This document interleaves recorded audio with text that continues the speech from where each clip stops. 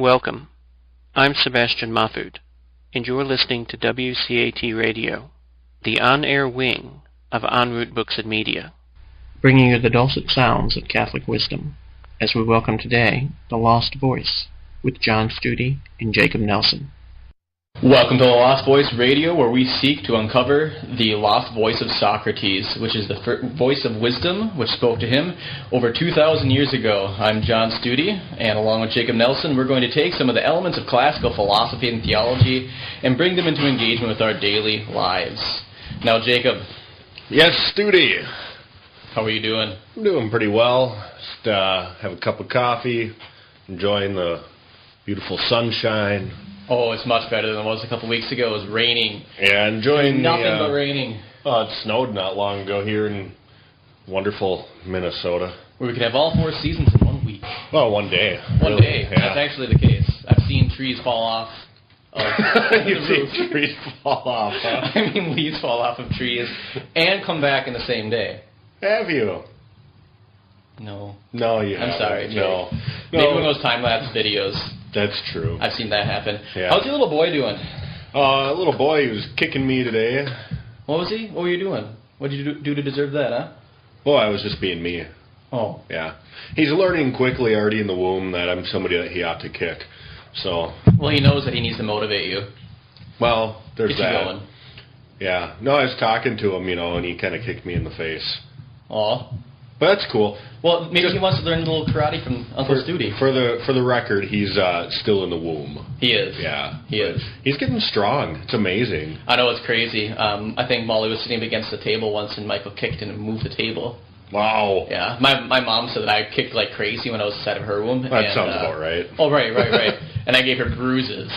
Really? Yeah. Huh. That's what she says anyway. Yeah, I know. does. Anytime we've had like the Doppler to listen to his heartbeat, or Sarah's hand has been on, like he's kicked the Doppler, her hand clear off her stomach, which is crazy because he's only right now he's about 16 inches long and about 2 to 2.5 pounds.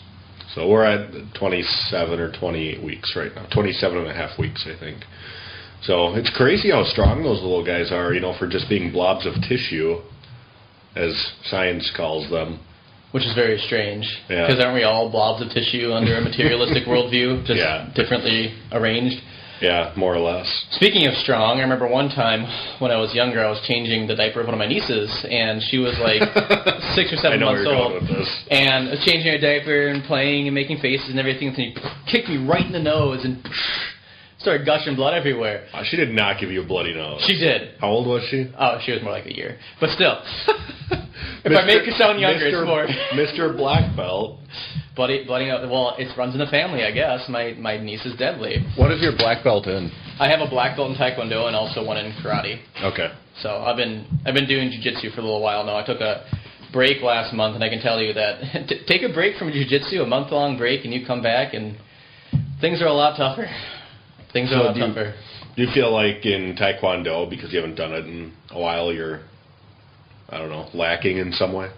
Or does that come back to you more easily than jiu-jitsu? That comes back more easily because I've been doing it since I was, 17 years old, so 11 years.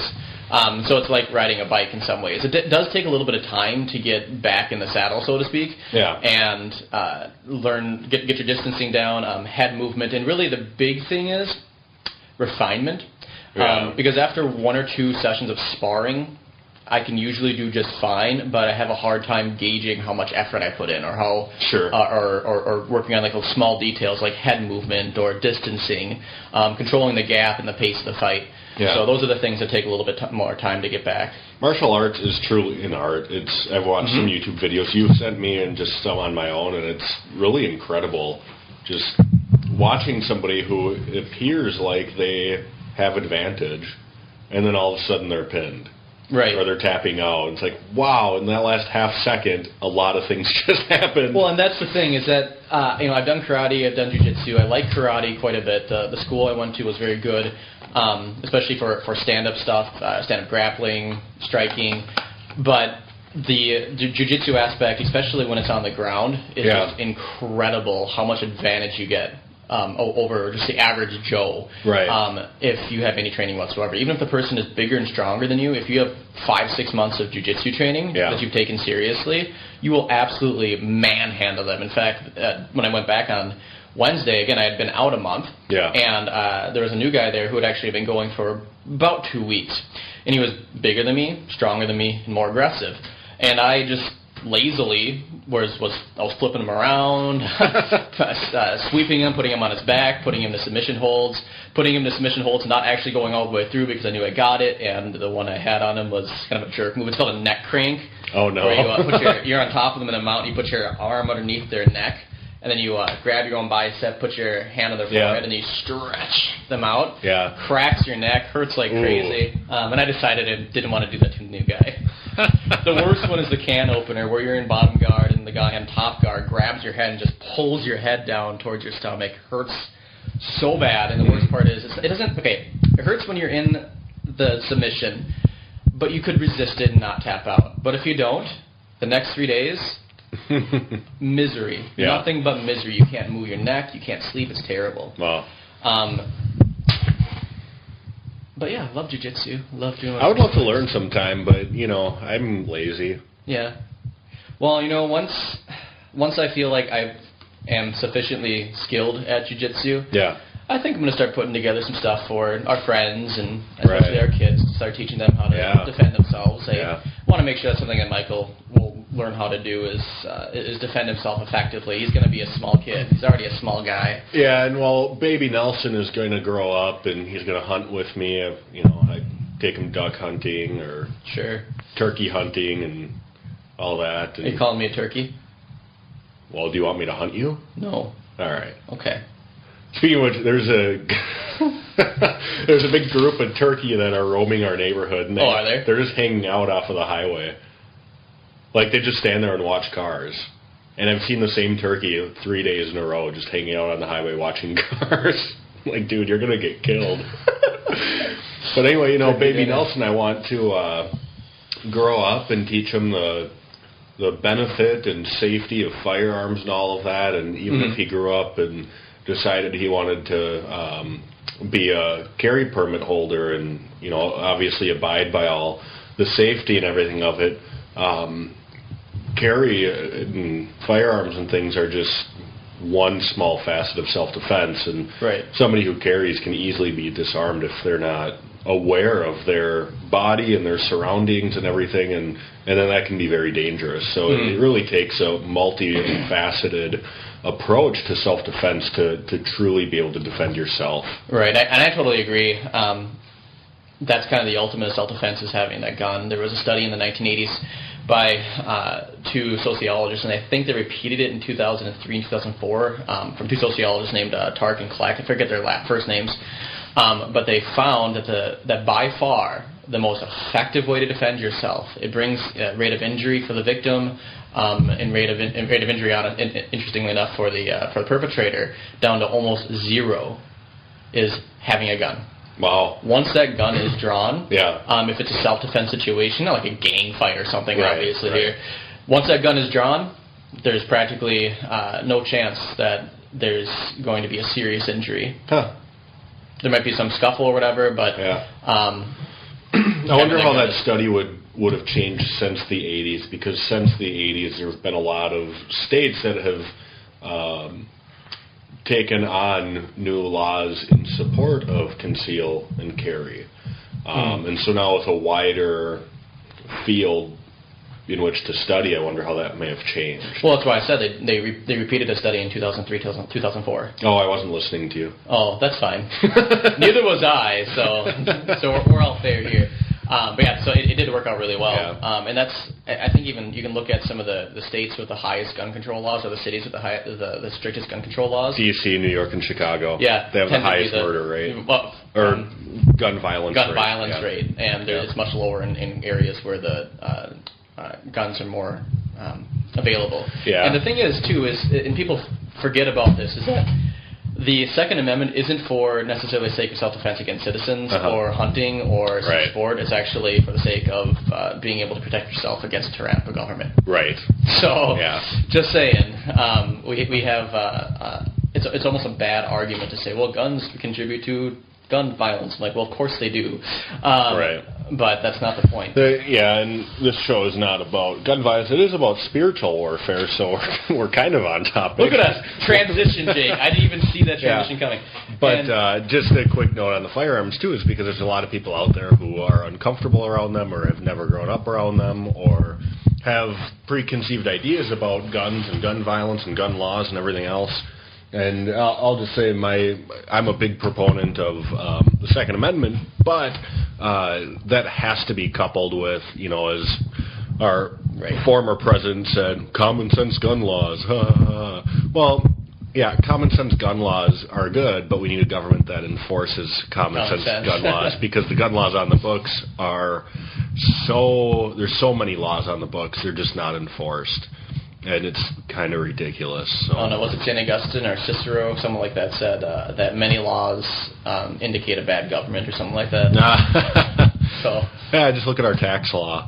There you go. Hey, if it's longer than the Summa, you've got some issues. Yeah. That's bad. I vaguely recall hearing from a tax professional or whatever that the tax laws are written in such a way that nobody can actually be 100% legal when they file.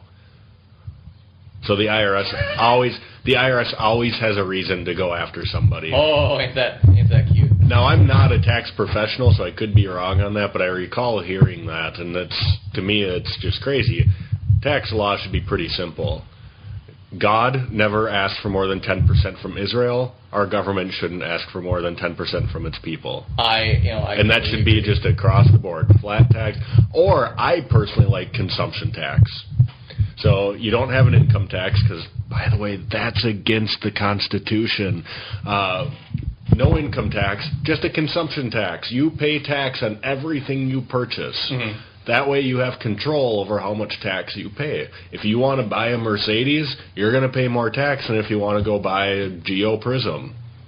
But you have that control to say, it's worth it to me to pay the extra tax. Geo Prism, wonderful car, by the way. No, it's not. Yes, it was. I drove a Geo Prism as my first car. Of course you did. In high school, and it was great. It handled really well, good gas mileage. It was reliable until it broke down on me on Highway 96 when the transmission snapped and all the brakes locked at the same time. It was jam. It was great. Oh, yeah, you talked about that a couple weeks ago. Oh, yeah, we did. Yeah.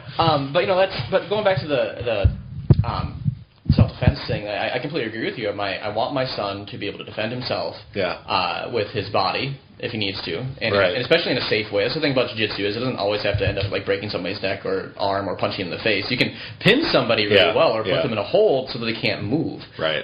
It's terrible. There's a woman at the jiu-jitsu school. She's maybe 135 pounds, okay, and she was pinning me.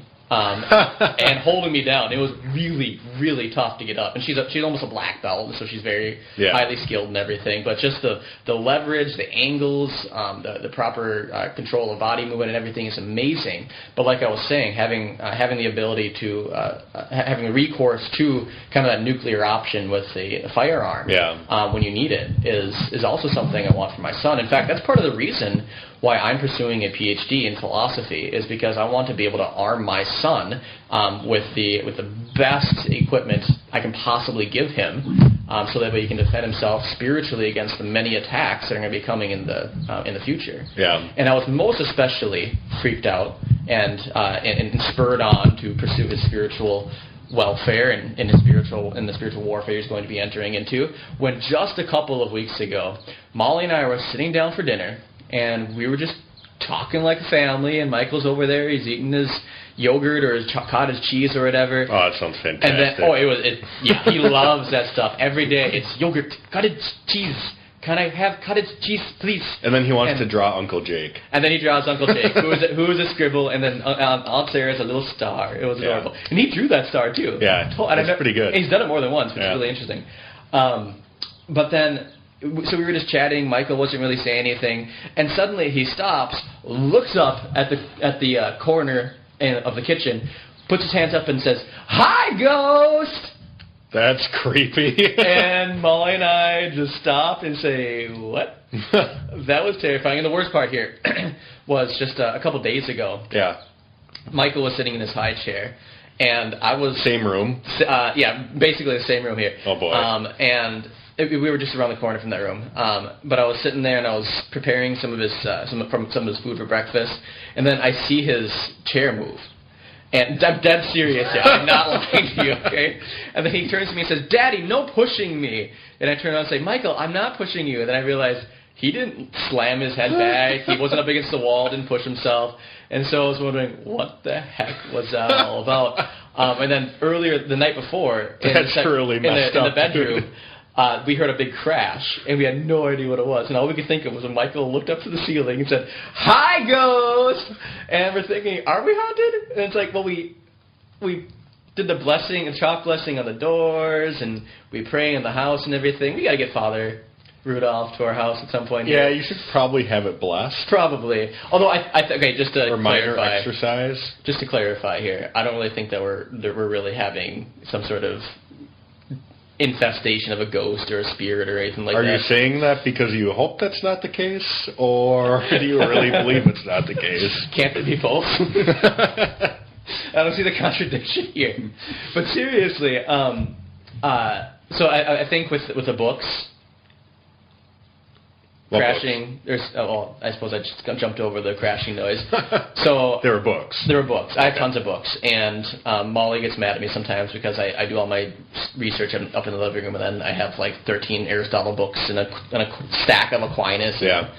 Biblical commentary series over here, and she just says, "Go clean it up." And I say, "Okay, I'll clean it up." But instead of bringing it downstairs, putting it on the bookshelf, because I think to myself, "Oh, I'll just have to, reference it in the next 15 minutes anyway. Go put it in the extra bedroom," which is kind of messy right now for a number of reasons. And so I think it was just the books that fell over.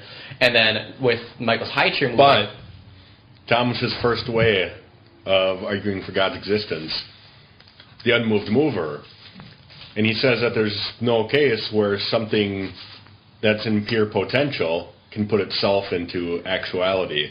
In other words, something cannot move itself if it's not first moving. So if the books are just sitting there, how did they move? Here's your answer. All material bodies, because they are in some way heavy, Yeah. are drawn towards the center of the earth. Okay? So Because gravity. Yeah. Gravity acts as the first mover on all bodies that are on Earth. Obviously, it works a little bit differently with other things in space, but there's still an attraction, gravitational attraction. So that's my explanation for that. My other explanation, As you look shifty-eyed, hoping that's true. When Michael's chair moved, I think Daisy, my dog, pushed him. That's what you hope. That's what I hope. I mean, she was walking around, and she does kind of get close to his high chair because she's begging for food, and he will throw his food when he's all done. Although he's getting slightly better at that, thankfully, but today he wanted a banana. He was really cranky. He loves bananas. He's like the Minions from, Minions. Actually, yes. Yeah, he is. He'll go to, when we go over to Jake's house, there's bananas up on top of the fridge, and he'll see it and just shout, "Banana!" and then demand the banana until he gets it. But today he wanted the banana, and usually what I do is I try to make him laugh when he's cranky, and so I picked up the banana and said, "Hello, banana?" Yes, this is Dad. This is Dad. "Oh, you want to talk to Michael?" And I gave it to him, and then he grabbed it and shoved it across the room. I was like, "Holy cow!" And then he realized what he did, and he said, "Uh-oh," and turns around and says, "Can I have the banana, please?" And then picked it up and gave it to him. And anyway, so I want to protect Michael's spiritual life. Is basically what I'm saying here. These are great, just side stories. Oh, they're great. And listeners, if you were tuning in today to hope for some kind of amazing explanation of, in this case, spiritual warfare and the spiritual good of our souls, I apologize. I do too, and I would advise listening to our other shows to lower your expectations. So in future episodes. But we hope you're enjoying it. Because we are certainly enjoying it. Anyway, spiritual warfare. Spiritual warfare. And so bananas, ghosts, moving chairs. People. I remember when I was Protestant, the devil was literally under every rock. If you were sick, it was the devil attacking you because he wanted to steal God's promise of health from you. If you had an extra bill or taxes went up, it was the devil trying to steal your wealth from you. To be fair, though, taxes going up is like the devil because, the IRS. True. But IRS. Internal Revenue Satan. Is that what's going on? I'm not entirely sure exactly how that's supposed to click quite yet here. But the devil, he is present. He is an active force in the world. I mean, I remember a couple of years ago, I was sitting down in a Bible study, and there was a deacon who was a part of the Bible study. I thought you were going to say a demon. Maybe. But no, what were we reading? Deacon. I don't remember what we were reading, but at some point we were talking about the temptations in the desert, or rather we were talking about the devil in general. That was the topic of the day. And the deacon in there was basically saying that the devil is a metaphor for human sin, for struggling with temptation. So he was denying the existence of the devil? Yes. Oh, that's an error. Quite literally. Oh, yeah. And then I pulled up the catechism and showed him exactly where it was the case that we can't say those kind of things. And then he just kind of brushed it off. And I asked him, so was Jesus arguing with a metaphor in the desert? Is that what was going on there? That's a fantastic rebuttal. Yes. So Jesus is arguing with a metaphor. And he didn't have much to say about it. And I think that, and this could be an interesting topic to look into, one of the problems with progressive Christianity is that it's dying out, and the gospel isn't something that should really die out.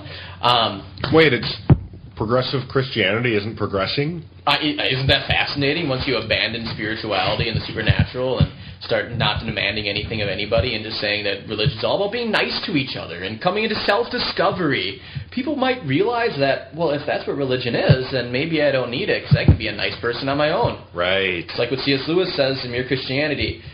The Christian faith is not about making mean people nice or bad men nice. It's about making dead men come alive. And that's what we need. But in either case, the devil is an active force, but he's not behind everything. Man's own wickedness in so many ways accounts for itself. And so when we look to temptation, when we look to some of the goings-on in the universe, we don't have to always think that the devil himself is the primary and principal agent behind it. We can point to a million other things. Very often it's ourselves. And so, as tempting as it could be to talk about spiritual warfare in terms of oppression and possession and infestation, like I was talking about with Michael waving hello to the ghost in the corner, which is still terrifying. Yeah. And we'll be telling that story for years. That's not how the spiritual battle normally manifests itself. Well, yeah, so the way I've worked with people is to basically say anything that happens falls under one of three headings. It's either from God himself, it's from Satan, or it's from you. And 90% of the time, it's just you. Right. And, the nature of evil is not to put on the flashy show of books flying across the room and cupboards opening on them by themselves. Yeah, these things do happen, but Satan wants to stay in the dark. The greatest lie the father of lies has ever told is that he doesn't exist. Yeah. Because if he doesn't exist, we have nothing to defend ourselves from, and then he's just got an open door. It's like, if you're living in the suburbs and you're told that, all criminals are gone, there's no criminal ever, there's no such thing as crime. Well, I'm just going to leave my door open then because I want the sunlight, I want the fresh air, I want to be welcoming, all of that. But guess what? When I come back from work that day, everything's going to be gone. My house is going to be raided because I believe the lie that crime doesn't exist. And so that's, there's the reality there that we have to strike a balance when we talk about spiritual warfare. Yes, Satan exists, but he's not under every rock. Yes, evil does happen, but it's not always simply the hand of Satan himself or his demons and minions guiding evil actions. Humans do have a corruption about them that, Satan can influence, demons can influence, absolutely. And, of course, God can redeem and guide away from evil, but there's still the reality of the human free will. Right. And we are free to pursue that corruption, so to speak. Now, it's not true freedom, mind you, but by our choice, we can pursue further corrupting our souls. And that's not just Satan making it happen. Right. I agree. Right. 100%. Yeah. Show's over. No, that's actually how how C.S. Lewis talks about the devil's tactics in his book, The Screwtape Letters. One of the first things he says is that the greatest lie that we ever concocted was, this is Screwtape speaking, that we have convinced those half angel, half ape hybrid vermin that we don't exist. Yeah. And they've left themselves open up to all sorts of attacks. Whereas in ages past, when they were more tempted by things like magic and sorcery and witchcraft, we had a blast showing and manifesting our power. And that does still happen in certain areas of the world where they are into witchcraft and those other...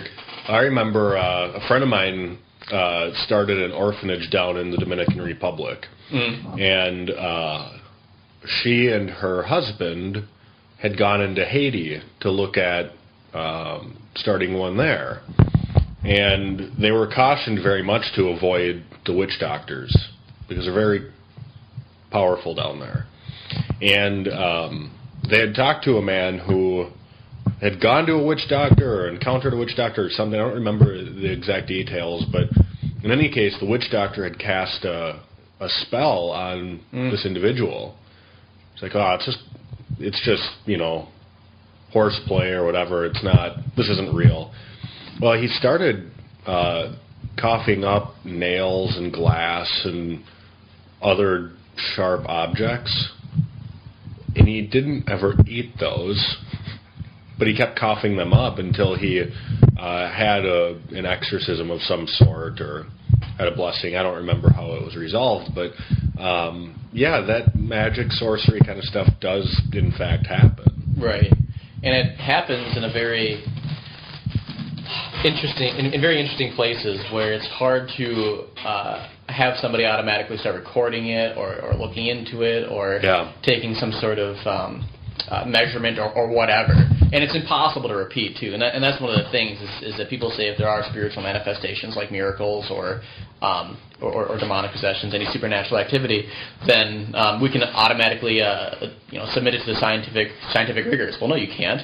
Part of the reason why, part of the point of miracles is that they aren't really repeatable. Part of the point of these demonic manifestations is that they're tempting a particular person or they're attacking a particular spiritual life. Right. The devil's not going to have people walking around possessed here in the United States where we're generally aware of Christianity. We know of the gospel of Christ, at least in a rudimentary sense or a veiled sense. I think a lot of people have a misunderstanding of the gospel nowadays. And if the devil was walking around just showing off all of his powers and taking possession of people and doing all these terrible things, it'd be a terrible strategy for him because guess where they'd come running? They come running right back to Christ and the church, the people. Right. And in particular, they'd be coming back to the Catholic Church because, interestingly enough, and we'll move on to get away from this stuff because this is not our area of expertise. When Protestant pastors have a particularly hard case, they go to priests. Yes, exactly. They go to priests. They go to the diocese. It's so funny. In fact, I had a massage client who she worked. She was a psychiatric nurse, and she worked at a ward, and they had a girl in there who had some sort of major issue, and her mother was terrified of her, and she looked like she was dead in her eyes. She knew languages she didn't know before, and they tried to put her into one of those safe rooms, and they locked it. She broke the lock, knocked the door off the hinges. Holy cow. Yeah, so something was going on here. And then so the doctor said, call the diocese. And that was the last my client had seen of the girl. And so there was something going on with that girl. Call the diocese. There's something. This is a psychiatrist. This is somebody who's supposed to try to abstract all spiritual elements away from the material reality, which I think gets the order of abstraction backwards, in the way that Aristotle and Aquinas look at it. But in either case, these are real things, but that's not typically how it happens because the devil has a goal in mind, that's drawing people away from Christ. Right. And the way he does this is usually through temptation. Yeah, so a lot of, for most of us walking the Christian life and trying to pursue holiness and that kind of thing, we're not going to most of us are not going to encounter Satan in some grand show. We're not going to see possessions. We're not going to deal with this in our lives for the most part. And not that it's not worthy of talking about, because it most certainly is, but perhaps that's when we can have a well-versed priest come on the show and speak much more in depth and with much more authority than we can. But for our part, in wanting to bring philosophy to our daily living, to our daily lives, I think really with spiritual warfare, we need to just look at what your average Christian person is dealing with. Right. What does it mean to be in a spiritual battle when you have, a job, a couple kids at home, whatever else? What does that really end up looking like? Because it's not going to necessarily be that, say, Michael gets possessed or, things of that nature. That's probably not going to happen. Right. And it's extremely rare to have those kind of spiritual manifestations. And so, by and large, and I'll even note again, and then I want to turn to the ordinary manifestation of demonic activity. When there is a question of possession or oppression or something like that, they go through the rigors. They will be examined by doctors and priests, psychiatrists, and they will eliminate every naturalistic explanation they possibly can. And so if there's something going on in your life and you think it's a spiritual manifestation in an extraordinary way, seek counsel from a priest. Don't do anything necessarily about it yourself. And the most important thing is stay in a state of grace. Go to confession regularly, receive the Eucharist. Those are the best weapons against the devil, both in the ordinary manifestations but also the extraordinary manifestations. But when it comes to the ordinary manifestations of demonic activity, which we call temptation, St. John writes in his first letter about people and their own temptations, and he says, do not love the world or the things in the world. If anyone loves the world, the love for the Father is not in him. For all that is in the world is the lust of the flesh, the lust of the eyes, and the pride of life. Is not of the Father, but is of the world. And the world passes away, and the lust of it, but he who does the will of God abides forever. And so now within this passage we have this threefold division of temptation, and we can see this actually from the very beginning of Adam and Eve's temptation. In fact, with Adam and Eve, the first thing that happens is the devil comes to Eve, the serpent comes to Eve, and he says, for God knows that when you eat of it, your eyes will be opened, and you will be like God, knowing good for evil. And then the woman sees it. Okay, this is in Genesis 3:6. So when the woman saw that the tree was good for food, and was a delight to the eyes, and that the tree was desired to make one wise, she took its fruit and ate it. And so from the very beginning, the devil had the same bag of goods that he wanted to offer us, that he knew would be the threefold trap by which he could ensnare humanity into his rebellion and have them join his cause. And so what are these three lusts of the flesh? What is the lust of the eyes? What is the pride of life? Well, I find it interesting with that because we hear about, and you can certainly elaborate more on it, but what I find really interesting is that the lust of the flesh and the lust of the eyes are things that are very common to us. They're obvious. But the pride of life is celebrated. We could, general populace of America can say, yeah, the lust of the flesh or the lust of the eyes, I could see where that's maybe wrong. But pride of life, no, we're supposed to be proud of everything we do, and we should have the lifestyle. I mean, we are in a chokehold with that third one, I think. Oh, yeah. I agree. I mean, we are. I think I'd even say we're in a chokehold with all these things, because lust of the flesh is you going after the desires of your body. Yeah. So you have sexual passions, passions regarding your appetites, what you want to eat, or just about anything else. Comfort is a huge one, especially for us Americans. We're very, very comfortable people. Lust of the eyes. Now, people get confused about this to some extent. They typically think that lust of the eyes is like looking at a woman and lusting after her hair. But that's actually the eyes signifies the lust of the intellect. Yes, it's a lust of the intellect. So it's you're looking out and you're seeing wealth and fame and power and money, and those are the things that you want to accumulate for yourself. And then the pride of life is saying that I am the one who is deciding what's right or wrong. Yeah. I get to choose for myself what the good is. So I have a slightly different interpretation of the lust of the eyes, or whatever it's worth, because the things you listed off I would consider still under the lust of the flesh. Okay. Looking out in the wealth and all the stuff, it's really the bodily desires, because what do you do with wealth? You buy things. Mm-hmm. The lust of the eyes, to me, is a lusting of the intellect, and so it's corrupting that which is true. And so, that kind of corresponds to the third one, the pride of life, and deciding for yourself what's good and evil. But the lust of the eyes, to me, is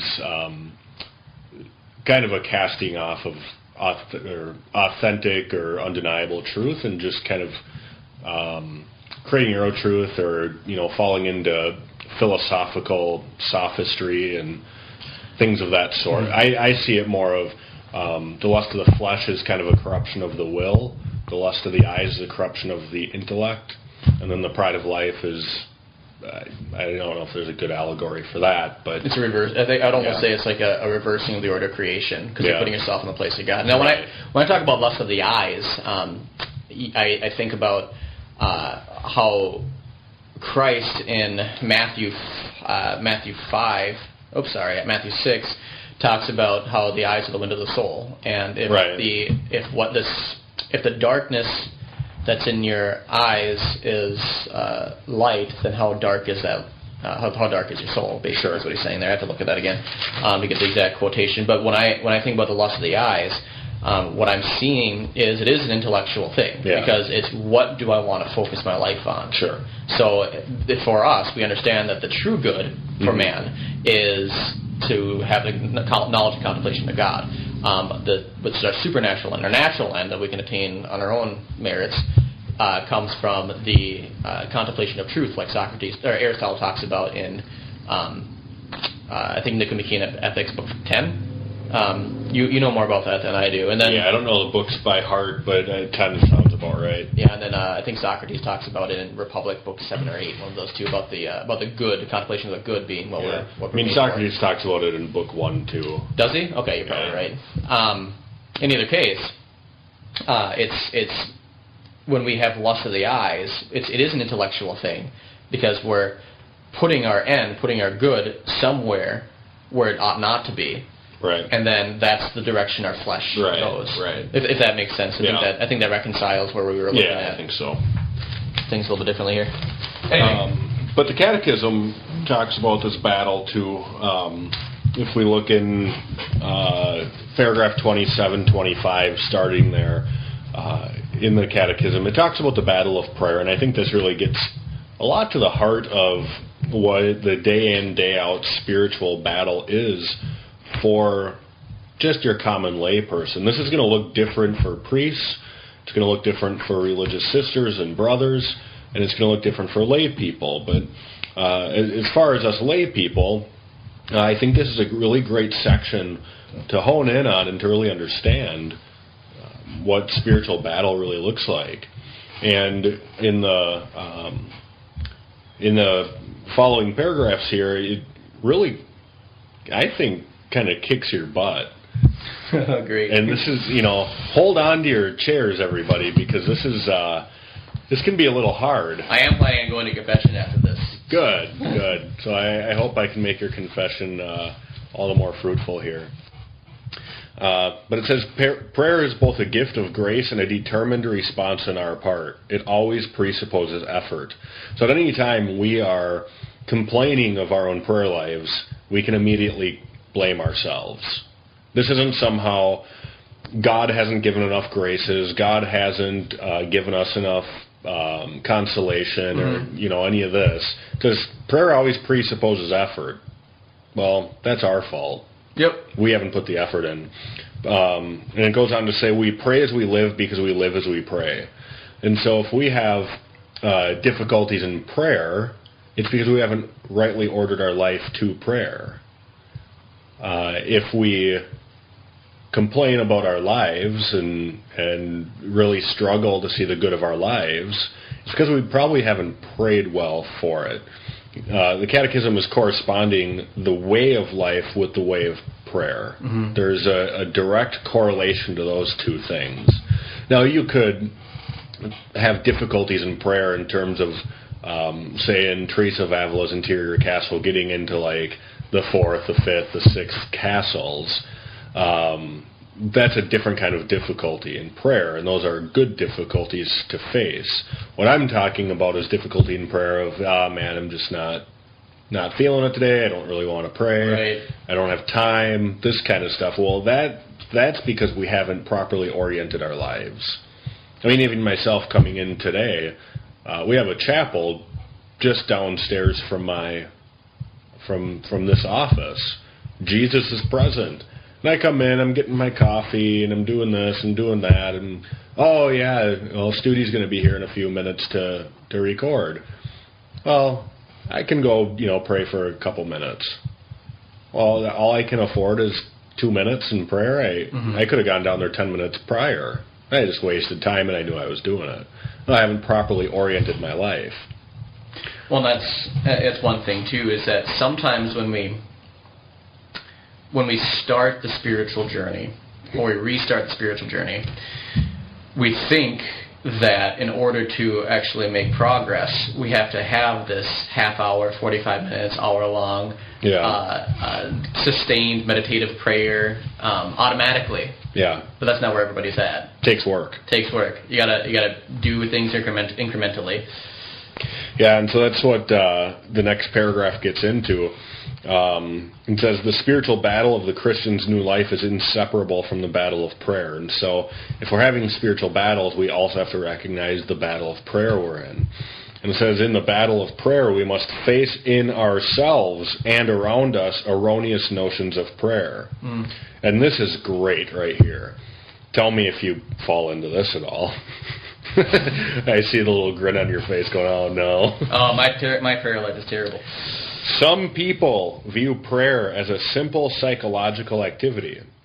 Others as an effort of concentration to reach a mental void. Still others reduce prayer to ritual words and postures. Many Christians unconsciously regard prayer as an occupation that is incompatible with all the other things they have to do. They simply don't have the time. Those who seek God by prayer are quickly discouraged because they do not know that prayer comes also from the Holy Spirit and not from themselves alone. And honestly, how frequently is it that we seek out prayer on our own?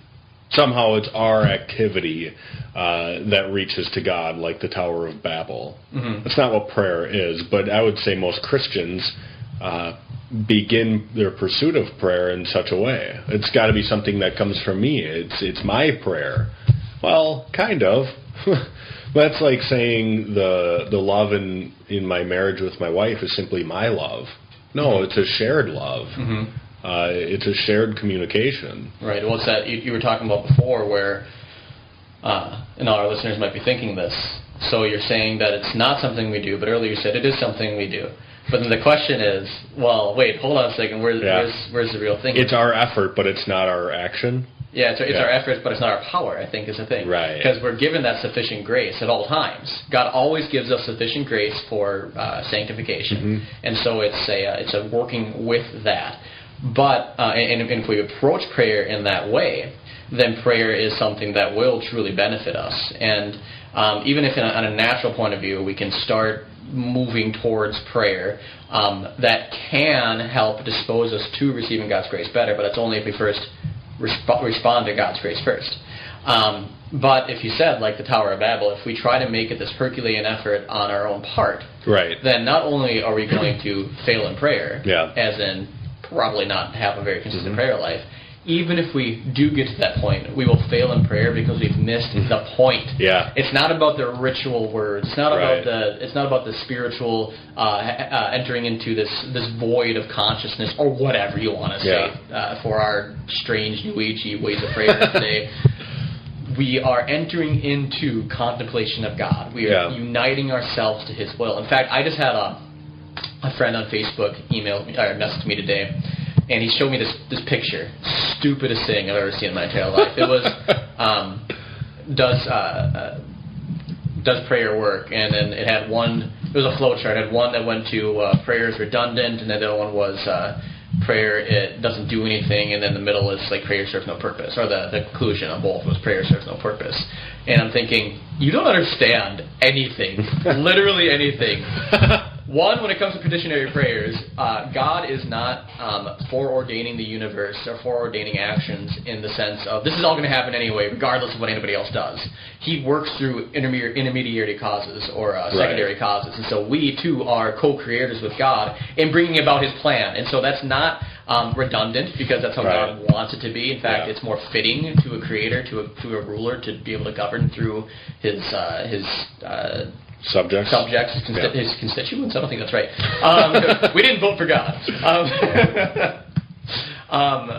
So there's that. And then secondly, when it comes to prayer doesn't work or whatever, well, what do you mean by doesn't work? What's the primary purpose of prayer? It's not getting something from God. He's not a genie, people. Honestly, he's not Santa Claus. My favorite is that God is not a divine vending machine. Yes. You don't put your prayer in and then get out the thing that you asked for. Well, I know, and that's what I grew up with, too, is that it's this formulaic Christianity. You go to church, you tithe, you pray, you read your Bible, and then God gives you health and wealth and blessing. And that is ruining the gospel in America, I think. We need to get rid of that prosperity gospel crap. And by having them, read the Gospels at all. So you're a little fired up. I am a little fired up. It might be the caffeine finally kicking in. Yeah. But either way, this stuff drives me up the wall because people misunderstand the purpose of prayer. It's not about getting something from God, but giving to Him. Well, let me continue in the catechism here, and then I want to maybe point to a few things that we actually do to ourselves that inhibit prayer. Yes. And that can be dangerous to prayer.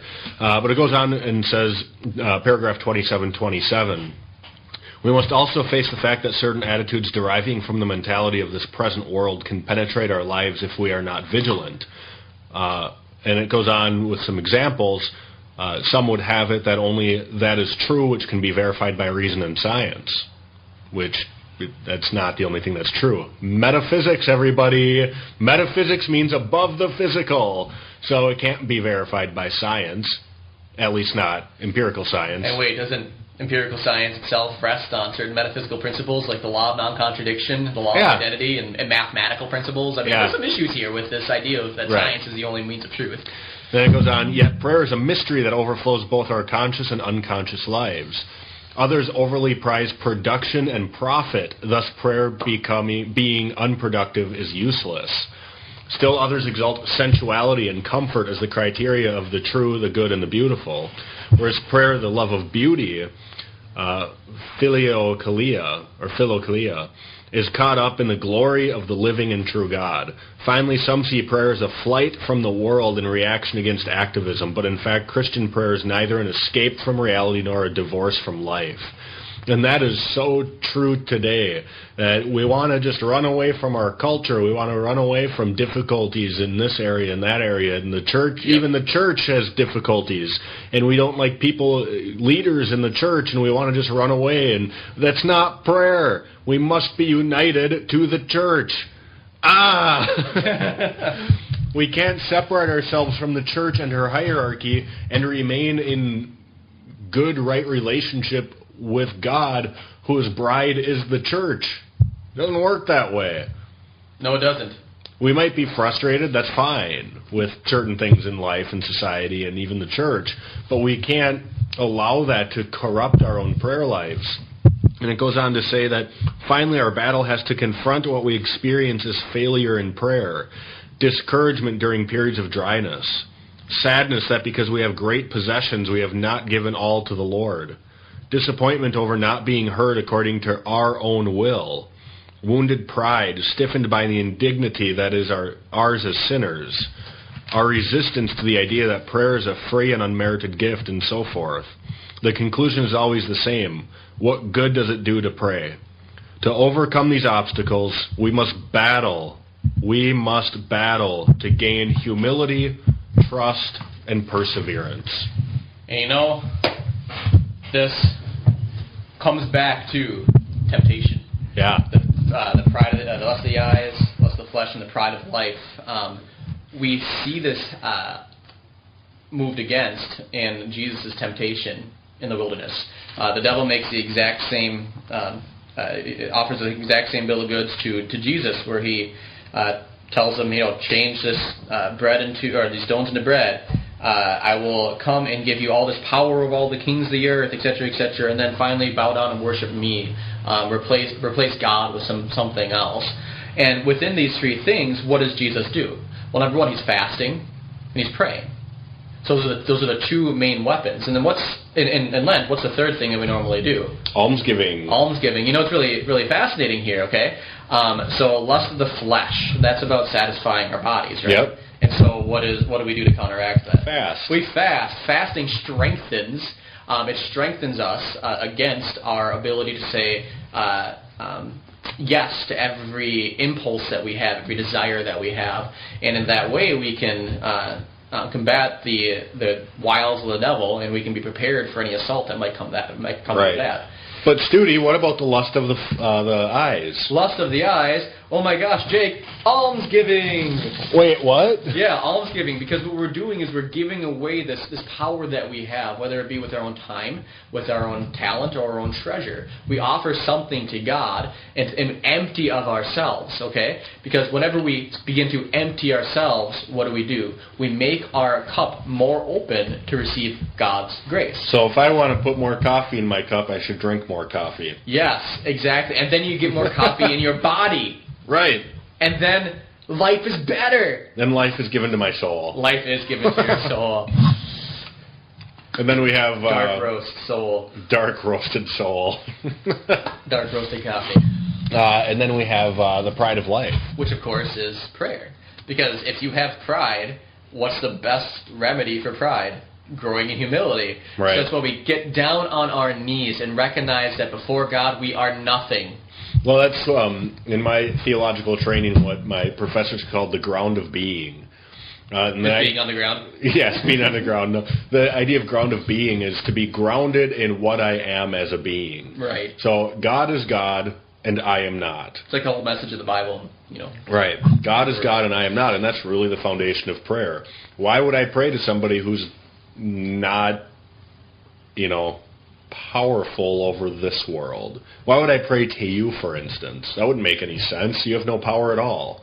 None. Whatsoever. No active powers, no potential powers, nothing. You have no potential, Studi. Yeah, that's true. Does that mean I'm either pure act or I don't exist? I'm not entirely sure which ones that would be. Well, you always argue that you don't have a soul. So. That's true, so I'm prime matter. But something like prime that. Matter. Anyway, enough of our metaphysical nonsense. Yeah. But I forget where I was going with anything. Oh, ground of being. Oh, ground of being. Thank you. Hey, this is why we're a good team. Hey, look at that. The ground of being. God is God and I am not. And so I go to the heavenly courts with prayer. Mm-hmm. I wouldn't go to anybody else. It wouldn't make sense. But in order to do that, I have to have the humility to understand that I am not God. I do not have the power over my own life. At least not as much power as I like to think I have. Mm-hmm. And I need assistance in the corruption of my body and soul. Yeah, we're not capable of wrestling against, as Paul says in Ephesians, we wrestle not against flesh and blood, but against the principalities and powers of Now, I will argue, places. My name is Jacob, and Jacob wrestled with God in the Old Testament, and Jacob won that wrestling match. Although you did have your hip displaced. Well, yeah, so Jacob won, and then, he and God stood up from the ground, kind of shook the dust off him, and then God just touched Jacob lightly, and his hip went out of place. And that's terrifying to me. It's like wrestling with my son. So perhaps Michael lets me win sometimes. Yeah. Perhaps. What was I going to say? Perhaps God let Jacob win. I don't know. I think so. It's just like training if you get. But your hips, just as a note, there's huge muscle connecting your hips to your body here. To dislocate your hip is incredibly difficult. Not going to get into the details. I can't imagine how painful that was. It's probably the most painful dislocation you could have. I can imagine. So, actually, although I've never really dislocated a whole lot of. True. I haven't either. Joints. Never broken anything either. which is almost miraculous considering how much stupid crap I did. Considering who you are. Considering who I am. Anyway, moving on. And so that actually goes right back to what you were saying at the beginning regarding prayer, is that it's not something that we do on our own. Mm-hmm. Because we have to recognize that before God we're nothing. Before God we are entirely dependent on Him, both for our very act of existence and for any grace that we might have. Right. So the fact that we exist is, firstly, primarily gratuitous. Yeah. It's a gift from God that we are. Well, and that corresponds to God being the first mover. Yep. God is always the one who initiates. He's always the one that starts. He's always the one that pursues. And everything that we do is always in response to God acting first. Yes, absolutely. And that includes the grace that moves in our soul to allow us to grow in the spiritual life, to grow us to pray. Which is why St. Augustine said that in our good works, God crowns His own grace. So, because He works through us. Right. And it's His grace that not only gives us the impetus, gives us the power to choose to follow after the spiritual life in a way that's fruitful, but it's also the result of us choosing the spiritual life. Is growth in His grace. Yeah. So, that ground of being, that understanding that before God we are nothing, that He is our King that's given us all of our riches, all of the glory that we might have, and that we are 100% reliant upon Him, and the only way we can grow in our own wealth is by drawing from His deep riches. Yeah, I can't argue with that. And once we do that, we arm ourselves against the attacks of the devil. Yeah. So we have our armor, and we need to look at, maybe some of the difficulties that we inflict upon ourselves. And this is going to bleed into the next show because we only have a couple minutes left. Time just flies when you're having fun. Oh, it does. For next week, we're planning to talk about just why does philosophy, theology, all this stuff really matter in our daily lives, and how can we really pursue it when we do have such a claim on our time and have kids and jobs and everything else? How can we actually reasonably pursue our mental and spiritual good? And so this is going to bleed into next week too. So I don't propose that we get into a lot of things with just a couple minutes left in the show, but we do a lot of damage and create a lot of hurdles to ourselves. This isn't Satan making life more difficult for us directly, perhaps indirectly, yes, but we do a lot of things to ourselves, and whether that's having an undue reliance on scientific evidence, or say we participate in things like yoga. Yoga is not a good thing for Catholics to do. There's inherent Eastern spirituality in it that you simply can't avoid, even if you do the poses and call it Catholic stretching. It doesn't really work that way. Catholic stretching, that's just funny. And we're going to get into that next week. But things like yoga are not good for our spiritual lives. Obviously, there's other things, too, where if we actually put credence into things like horoscopes, tarot cards, palm reading, these things, ultimately we're putting our trust in something that's not God. We're entrusting our will to things that aren't God. Of course, playing things like Ouija boards, not good, people, not good. I've had those conversations with my kids, and one of them said, "How could it be bad? It's just a game." And then my response was something along the lines of, "How could this poison be bad? It tastes so nice." Yeah. Or whatever. And so, these things are not Satan himself acting on your soul, but we are opening the door to our soul to evil by doing some of these things. And, just like God works through intermediaries, Satan works through normal things all the time to distract us. And, it's even the case where sometimes Satan is happy enough to just get us to do a good thing when we could have otherwise done a great thing. Because he's at least mitigated the power of the greatness by just getting us to do a much baser good. And so next week we're going to talk about these difficulties as well as others in pursuing philosophy and theology in our spiritual lives and all this kind of thing. Studi, our goal is always to not just be academic, but to bring it to the daily life. So why not just do a show on daily living? As theologians and philosophers? Right. Yeah, I completely agree. I know that there's a certain level of difficulty for me being somebody who's pursuing theology and philosophy at the academic level, to maintain a proper spiritual life. And I think it'd be great for us to talk about some of the pitfalls that come about through that. Yeah, and I'm sure there's probably people out there who, say, work in the church listening to us. And one of the greatest difficulties working in the church is the temptation of making your work your prayer. Yes. And that's really difficult. It is actually a very difficult thing to have a great prayer life when you work in the church, ironically. But that's for next week. All right, well, if we have to stop, Jake. We do have to and I'm stop. so sad. But we will see you all next week, and Jake, I will see you soon, I'm sure. For the Lost Voice Radio, this is John Studi and Jacob Nelson. And if you have any questions or comments or concerns, I'm sure you have plenty of concerns, you can email us at thelostvoice@wcatradio.com. One more time, that's thelostvoice@wcatradio.com. Again, this is John Studi signing off. God bless. We hope you enjoyed the program and will join us back for another show on WCAT Radio. This is Sebastian Mahfood. Good day.